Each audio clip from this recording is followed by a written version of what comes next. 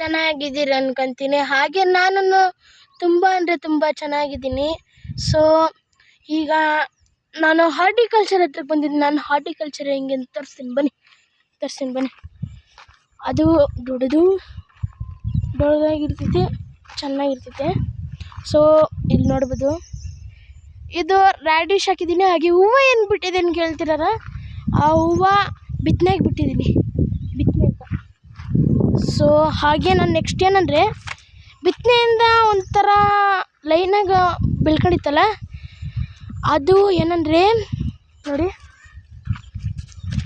ಇಲ್ಲಿ ನೋಡಿ, ಇದೇನಂದರೆ ಇದು ಬೀಜ, ಇದರೊಳಗೆ ಬೀಜ ಇರ್ತೈತೆ. ಫಸ್ಟು ಟೆಕ್ನಿಕ್ ಏನಂದರೆ, ಫಸ್ಟು ಹೂವು ಬಿಡ್ತೈತೆ, ಅದಾದಮೇಲೆ ಬೀಜ ಅದಾದಮೇಲೆ ಅದು ಒಣಗಬೇಕು.